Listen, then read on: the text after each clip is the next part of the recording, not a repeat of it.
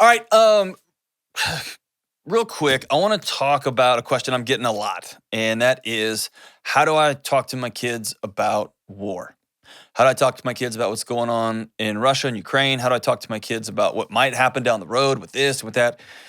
And there's a lot of mumbo jumbo out there, and there's a lot of stuff that we picked up because of the way our parents talked to us about war, about 9/11, or about the invasion of Iraq or Afghanistan, all this.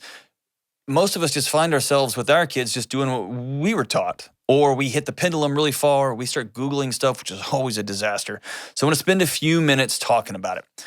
I have talked on this show, and which I'll just repeat a little bit if you missed it. The Russian invasion of Ukraine, that messed me up. It's hard for me for a number of reasons. One of which is I got a 12-year-old little boy. And that 12-year-old little boy is about to be a teenager. It means he's about to be 18, which means he's about to be right in the thick of stuff. I care about my communities. I care about my kids. I care about what's going on to the Ukrainian folks. I care about people all over the world who are struggling. And so I've committed my life to being honest with my kids and telling them the truth. And so here's a couple of things that I can give you that's going to help you have these conversations in your house. Number one, your kids can only be as well as you are. They can only be as okay as you are. Why is that important? If you're having another drink and another drink, or you have found yourself just grabbing another bowl of ice cream and another bag of cookies, if you have the news going 24/7, 365, and you're angry, you're raged out, you're just mad, you're yelling at the president because he didn't do this or because he did do that, or that vice president, your kid is absorbing in real time. This is how you cope with things like war. You yell and scream.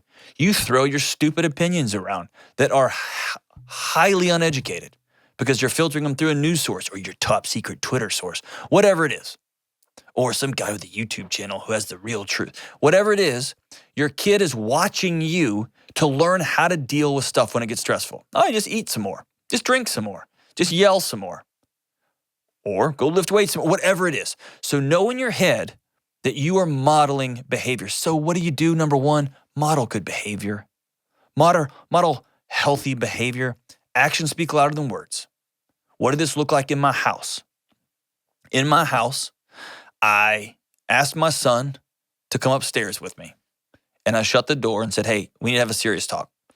And he probably thought he was in trouble. And I said, I need you to tell me what you've been hearing.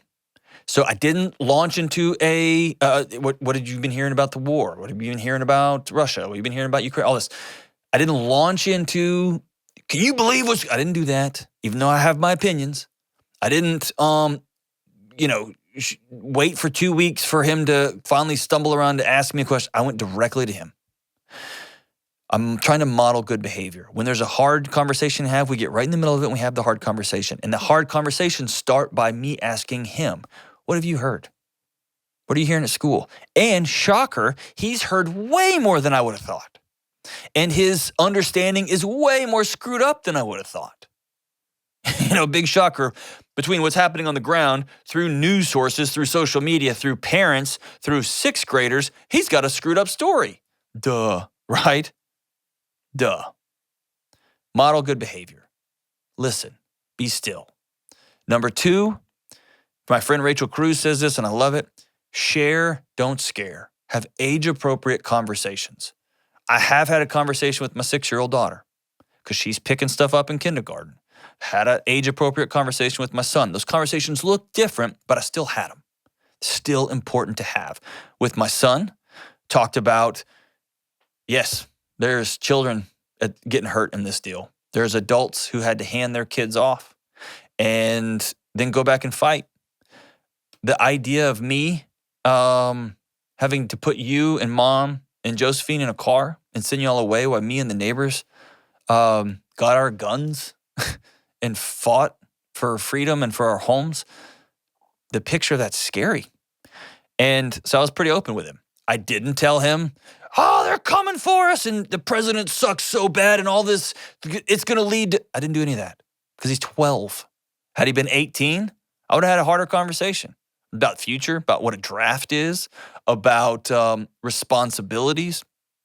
That would have been a different conversation with a 16, 17, or 18-year-old. But he's 12. With my daughter, I asked her how much she had heard. She'd heard a little bit. And I said, yeah, there's some scary things going on. There's a country that's being pretty ugly to another country. And people are getting hurt. And it's scary and it makes Daddy sad.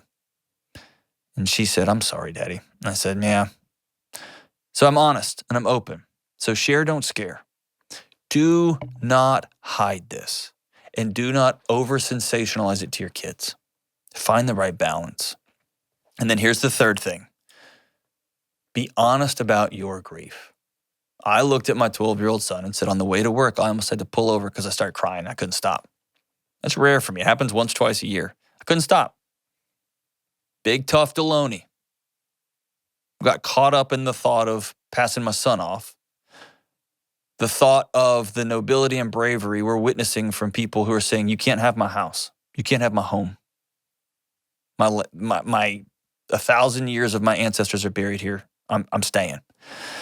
The unbelievable response of Poland and Germany, some of these countries that are stepping up and saying, no, you're not going to stay in a camp. You're going to stay in my house. And are showing up at these train stations with signs saying, I can take a mom and 2 little kids. I can take 2 adults and 3 little kids. That's heroic. That's heroism. That's strength. But I talked to my kid about my grief, my sadness. I told him that, yeah, your daddy cried. And you know what? He felt less alone. I said, yes, it's really scary because once war spins up like this, you don't know how it ends. There's some unknowns. And then I modeled, here's what I do when I'm grieving. Serve. When things get bonkers, we serve. So let's go outside and we're going to take a long, long hike walk and we're going to pick up trash in a trash sack for our neighbors. We are going to figure out places to donate. We're going to make sure that we're giving a church. We're going to make sure that I want my kid to know here's healthy outlets. We're going to have to go move our body. Dad's pretty stressed out. He's pretty worried about it. And I've been honest about ways I haven't been healthy. I've been on my phone more the last 12, 14 days than I have in the last year, if not 2 years. Glued. And I had a conversation with my kids last night. My wife called me out on it. I had a conversation with them and said, guys, I've been on my phone way too much. This war it's got me glued to it. And insert war with, it happened during Hurricane Harvey. Back in my hometown, I stayed glued to my phone and I got unhealthy because of it. Any number of things. The Astros went to the World Series. I got glued to my phone, unhealthy, right? So it happens several times. Like I just get glued in here. And I need to apologize to my kids and say, this isn't what life is. This isn't healthy for me or for y'all. And I've chosen for a few days this phone over y'all. And I'm sorry. Because I can get my information in 20 minutes and then turn it off. I can get what I need in 10 or 15 minutes. I've got some actual good curated feeds. I can get what I need and I can turn it off and be done. And so real quick, I'm going to model healthy behavior. When something bad happens, something scary happens like war, I'm going to look in the mirror first and control me, my thoughts, my actions, what I'm eating, what I'm drinking, what I'm saying, how raged out I am. And I'm going to take care of me. I'm going to model healthy behaviors. Number 2, I'm going to share, don't scare. Number 3, I'm going to be honest about my grief so that my kids realize I'm a person, that they're not crazy for being scared too. I'm going to give them honesty, and then we're going to demonstrate healthy behaviors, what we're going to do next. That's it. Be honest with your kids. Hold their hands, touch their face. Don't try to hide, but turn off the TV. They don't need to be seeing bombs and mothers carrying out children who've passed away. They don't need to see any of that stuff. Be honest with them, and then get on to modeling healthy behaviors.